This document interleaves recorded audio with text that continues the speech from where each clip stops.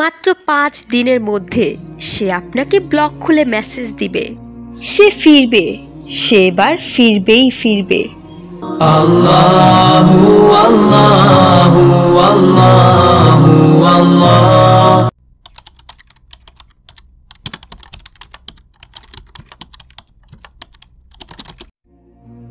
আসসালামু আলাইকুম ফাতেমা আপু, আমার দোয়া কবুল হয়ে গিয়েছে। আসসালামু আলাইকুম ফাতেমা আপু, আমি যাকে চেয়েছিলাম মুনাজাতে, আজ তার সাথে আল্লাহ তাআলার দরবারে দোয়া প্রার্থনা করছি। ফাতেমা আপু, 7 বছর তার সাথে সম্পর্ক ছিল, হঠাৎ করেই সেই সম্পর্কে ফাটল ধরলো। তারপর শুরু করে দিলাম তাহাজ্জুদ নামাজ। আল্লাহ তাআলার কাছে কাকুতি মিনতি করে, অজস্র অশ্রু বর্ষণ করে আজ আমি তার স্ত্রী, আলহামদুলিল্লাহ। ফাতেমা আপু, আমাদের সম্পর্কে না তৃতীয় ব্যক্তির আবির্ভাব ঘটেছিল, তবে আলহামদুলিল্লাহ আজ আমরা স্বামী স্ত্রী। এখানে আমি ফুল স্টপ দিচ্ছি না, dot dot dot many dots, cause লাইফের স্টার্টিং পয়েন্টেই হচ্ছে এটা। এই পর্যায়ে এসেই আপনি উপলব্ধি করতে পারবেন জীবন তখনই সহজ ছিল যখন আমি বাবা মায়ের আদুরে সন্তান ছিলাম। অনেক কাছের অথবা অনেক প্রিয় মানুষটির বিয়ে হয়ে গেল অথবা হারিয়ে ফেললেন, তারপর আপনি উপলব্ধি করতে পারলেন এই ব্যর্থ জীবন রেখেই বা কি লাভ, যেখানে কোনো আশা আকাঙ্ক্ষা শখ আহ্লাদ কোনো কিছুরই পূর্ণতা হয় না। ছোট্ট একটি প্রশ্ন, আপনি তাকে হারিয়ে ফেললেন, তারপর আপনার ভবিষ্যৎ অত্যন্ত সুন্দর করে আল্লাহ তাআলা গড়ে দিলেন। পক্ষান্তরে তাকে পেয়ে গেলেন এবং পরক্ষণেই তাকে হারিয়েও ফেললেন।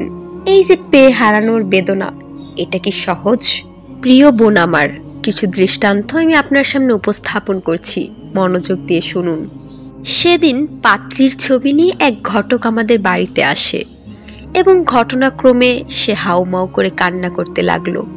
বই পড়ছিলাম, এমত অবস্থায় তার কাছে গিয়ে তার চোখের পানি মুছে দিয়ে তাকে জিজ্ঞাসা করলাম কোমল সুরে, আন্টি আপনার কি হয়েছে? তিনি আমাকে বুকে টেনে হাউমাউ করে কান্না বাড়িয়ে দিলেন এবং কান্নার সুরে বললেন, জানো মামুনি, এই হৃদয়ে না অনেক বেশি ক্ষত রয়েছে, হৃদয়টা পুড়ে ছাই হয়ে যাচ্ছে।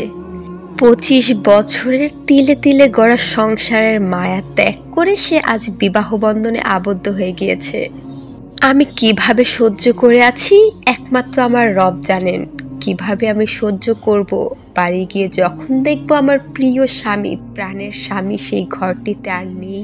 আমরা 25 বছর আগে প্রেম করে বিয়ে করেছিলাম, আজ প্রবাসী এক নারীর প্রতিপত্তি সম্পত্তির লোভে সে আমাকে ছেড়ে চলে গেল।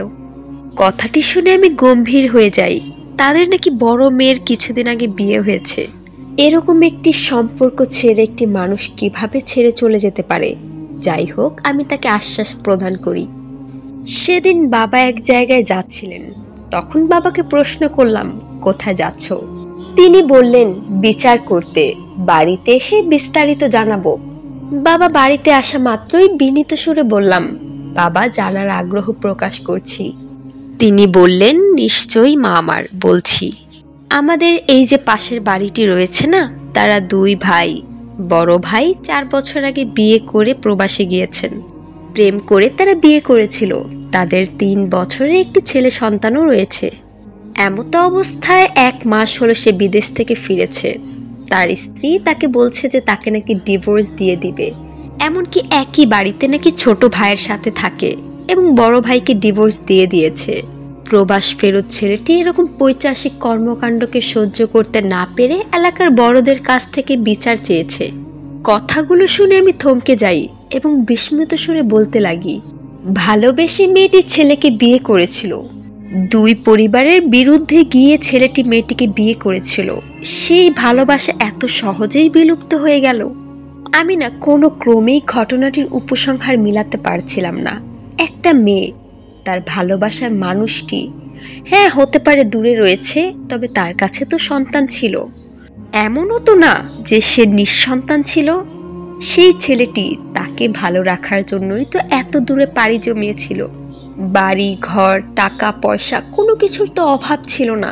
ঠিক আছে, 4 বছর আগে তাদের করা সংগ্রাম সে ভুলে গিয়েছে, তার স্বামীর মায়াও সে ভুলে গিয়েছে, তবে সন্তানের মুখের দিকে তাকিয়েও তো সে এই সংসার থাকতে পারত। তার মানে কি এটাই, যশ, খ্যাতি, প্রতিপত্তি, সম্মান, আরাম, আয়েশ, ভালোবাসা, মায়া সবকিছুর ঊর্ধ্বে মানুষের নিজ স্বার্থ? মানুষ যখন তখন বদলাতে পারে, মানুষ পরিবর্তনশীল। বেশ কয়েক মাস আগে এক বোন এসএসসি পরীক্ষা না দিয়েই পালিয়ে বিয়ে করে ফেলে এবং 1 বছর পর তাদের ঘর আলোকিত করে ছোট্ট একটি ফুটফুটে সন্তানের জন্ম হয়।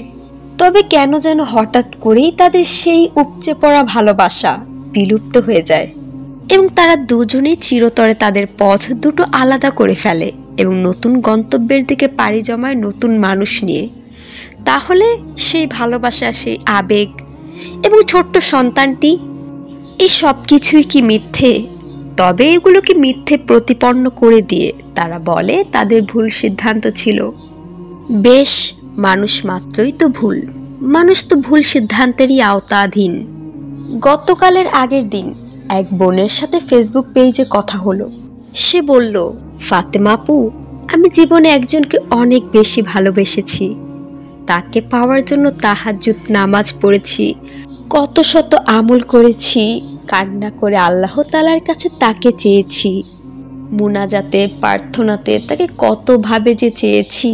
এমনকি আমার মাও কান্না করে তাকে বলেছে, দেখো বাবা, আমার মেয়েটা তোমাকে ছাড়া বাঁচতে পারবে না। সে নিষ্ঠুরতার পরিচয় দিয়ে বলেছিল মরলে মরে যাক, তবে ভাগ্যক্রমে তার সাথেই আমার বিয়ে হয়েছে। প্রিয় মানুষটি, মুনাজাতে চাওয়া মানুষটি আমার জীবনে। তবে দেখো কি দুর্ভাগ্য, বিয়ের ঠিক 1.5 বছর পর এখন আমাদের ডিভোর্স হওয়ার পথে। ভাগ্যের কি পরিহাস, তাই না? সে নাকি আমাদের বাড়িতে ডিভোর্স পেপার পাঠিয়ে দিবে। আমিও মনে করি না তার সাথে থাকতে পারবো, তার পরিবারের সাথে থাকতে পারবো। এখন আমি মুনাজাতে হাত তুলি, এখন আমি দোয়া করি, আল্লাহ যা আমার জন্য রাখেনি, আল্লাহ তাআলা যেটা আমার জন্য মঙ্গল করেননি, সেটা যেন অতি দ্রুতই আমার মস্তিষ্ক থেকে বেরিয়ে যায়। স্মৃতিগুলো আমি ভুলতে চাই, নতুন জীবনের দিকে এগোতে চাই। আমার স্টুডেন্ট সেদিন আমাকে বলছে, ফাতেমা আপু, যে কোনোভাবেই হোক আমাকে মেডিকেল অ্যাডমিশনে টিকতেই হবে। আমি আমার প্রাক্তন স্বামী এবং শ্বশুর শাশুড়িদেরকে বোঝাতে চাই যে আমি অযোগ্য নই, ছুঁড়ে ফেলে দেওয়ার মতো কোনো বস্তু আমি নই। আমি মানুষ, আমার আবেগ রয়েছে। এখন বলুন তো বোন আমার, চাইলে এরকম হাজারটি অহরহ ঘটনা তুলে ধরা সম্ভব। কি চান আপনি? এরকম কোনো মোটিভেশন যেখানে বলবে 5 দিনের মধ্যে সে আপনার কাছে ফিরে আসবে? কিন্তু এটা তো কেউ বলবে না যে 5 বছর পর আপনি মারাত্মকভাবে ভেঙে পড়বেন, 5 বছর পর আপনি মর্মান্তিক আঘাত পাবেন। তবে কেউ না বলুক, আল্লাহ তাআলার কোমল হৃদয়ের সৃষ্টিগুলোকে আল্লাহ তাআলাই সরিয়ে নেন। আর আল্লাহ তাআলা বলেন, তুমি তাদের গোপন কথোপকথন শুনোনি, যা আমি শুনেছি। অতএব তোমার জীবন থেকে তাদেরকে সরিয়ে দিলাম এবং তোমার হয়ে আমি ফয়সালা গ্রহণ করলাম। এখন নিশ্চয়ই আপনি বলবেন, তাহলে রব তাকে আমার জীবনে দিয়ে দিন এবং তাকে আপনি উত্তম করে গড়ে দিন। আচ্ছা বোন, আল্লাহ তাআলা যদি প্রত্যেকটা মানুষকে উত্তম করে গড়েই দিতেন, তাহলে বিচার দিবস বলে কি কিছু থাকতো? অথবা ফয়সালা হিসেবে জান্নাত জাহান্নামে কি নির্ধারিত হতো? এরকমই যদি হতো, তাহলে মারাত্মক পাপিষ্ট, খুনি এবং অন্যায়কারীরাও আখিরাতের দিন বলে উঠত, আল্লাহ আপনি আমাকে ভালো বানাননি, তাই আমি হইনি, অতএব আমার কুকর্মের জন্য আমাকে জান্নাত দান করুন। বাস্তবতা হচ্ছে আল্লাহ তাআলা প্রত্যেকটি মানুষকে তার নফসের হাতে ছেড়ে দিয়েছেন। যে তার নফসের কুমন্ত্রণা থেকে বেঁচে থাকবে, তার ফলাফল হচ্ছে চিরস্থায়ী সুখের জান্নাত, এবং যে তার নফসের কুপ্ররোচনায় মগ্ন হয়ে যাবে, তার পরিণতি জাহান্নাম বই কি আর কিছুই নয়। অতএব বোন আমার, আল্লাহ তাআলা স্বয়ং আপনার জীবনের ফয়সালা গ্রহণ করেছেন, আপনার হয়ে সিদ্ধান্ত নিয়েছেন। এর থেকে উত্তম পৃথিবীর বুকে আর কিছুই হতে পারে না। আপনি দিশেহারা হয়েন না, আপনি ধৈর্যহারা হয়েন না। আল্লাহ তাআলা বলেছেন, কষ্টের সাথেই রয়েছে স্বস্তি, এবং তোমার অতীতের থেকেও তোমার ভবিষ্যৎ অনেক বেশি উত্তম হবে। তুমি ধৈর্যহারা হয়েও না বোন, তোমার মোনাজাতে কোনো মানুষকে চেয়েও না বোন আমার। তুমি আল্লাহর হয়ে যাও, তুমি আল্লাহকে ভালোবাসো, অনেক ভালোবাসেন তিনি তোমাকে। যেখানে তিনি সবাইকে স্নেহ নফসের হাতে ছেড়ে দিয়েছেন, সেদিকে ওই মহান রব কোটি কোটি মানুষের মধ্যে তোমার হয়ে ফয়সালা গ্রহণ করে তার ফয়সালায় তোমাকে বেষ্টন করে নিয়েছেন। সেই দিকে তোমার কিসের ভয়? একাকিত্বের? রবই তো তোমার সঙ্গী, ওই মহান রবই তোমার পথের দিশারি, তোমার পথ প্রদর্শক, তোমার অন্ধকার রাতের আলো, তোমার কান্নার নীরব সঙ্গী, তোমার অভিভাবক, তোমার বন্ধু। As I look to nature's beauty, dazzled am I.